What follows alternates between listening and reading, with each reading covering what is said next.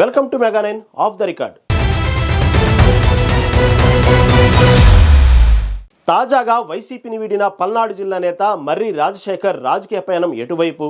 మండలి పదవి పోయి తెలుగుదేశం పార్టీలకు ఆహ్వానం అందక రెంటికి చెడ్డడా?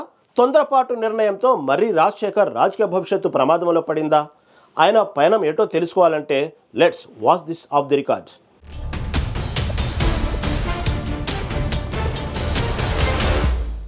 చిలకలూరుపేట మాజీ ఎమ్మెల్యే ఎమ్మెల్సీగా మరో 4 ఏళ్లకు పైగా గడువు ఉన్నా వదులుకొని వైసీపీకి గుడ్ బై చెప్పేసిన నేత మర్రి రాజశేఖర్.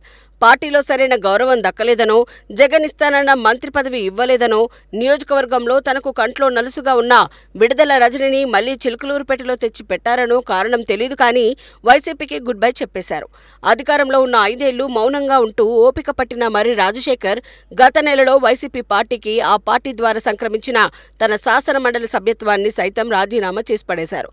అయితే మర్రి రాజీనామా వెనుక నరసరావుపేట ఎంపీ లావు శ్రీకృష్ణదేవరాయలు పురోద్బలం ఉందనేది పొలిటికల్ సర్కిల్స్ లో వినిపిస్తున్న మాట. గతంలో వైసీపీ నుంచి నరసరావుపేట ఎంపీగా పనిచేసిన లావు శ్రీకృష్ణదేవరాయలు మర్రి రాజశేఖర్ల మధ్య మంచి సంబంధాలు ఉన్నాయనేది జగమెరిగిన సత్యం. పైగా చిలకలూరుపేటలో ఇద్దరికీ ఉమ్మడి శత్రువైన మాజీ మంత్రి విడుదల రజనీని దెబ్బతీసే ఉద్దేశంతో వీరిద్దరూ చేతులు కలిపారని మరో ప్రచారమూ లేకపోలేదు. దీంతో టీడీపీ పార్లమెంటు పార్టీ ఫ్లోర్ లీడర్గా పార్టీలో మంచి పరపతి సంపాదించుకున్న లావు శ్రీకృష్ణదేవరాయలు ఇచ్చిన అభయం మేరకే మర్రి రాజశేఖర్ తన మండలి సభ్యత్వం సైతం వదులుకున్నారనే ప్రచారమూ లేకపోలేదు.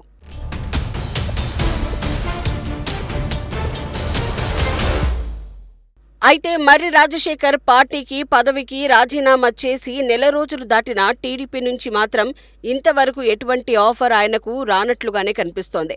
ఇప్పటికే పార్టీలో ఉన్న వారితో సహా కూటమిలోని మిత్రపక్ష పార్టీలైన బీజేపీ, జనసేన వర్గాలకే పదవుల కేటాయింపులో తల బొప్పి కడుతూ ఉంటే కొత్త వారిని తీసుకుని వారికి సర్దుబాటు చేయడం అయ్యే పని కాదని, దీనికి తోడు చిలకలూరుపేట ఎమ్మెల్యే ప్రత్తిపాటి పుల్లారావు కూడా మర్రి రాకపై కొంత అసంతృప్తిగా ఉన్నారనేది పొలిటికల్ సర్కిల్స్ లో జరుగుతోన్న ప్రచారం.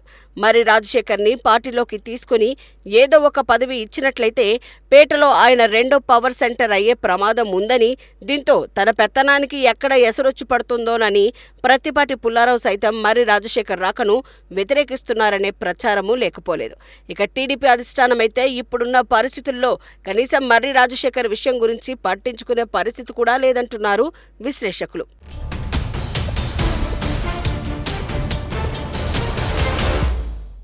దీంతో అటు చేతిలో ఉన్న మండలి సభ్యత్వం పోగొట్టుకుని ఇటు టీడీపీ నుండి ఆహ్వానం లేక మర్రి రాజశేఖర్ పరిస్థితి రెంటికి చెడ్డ రేవడిలా తయారైందట.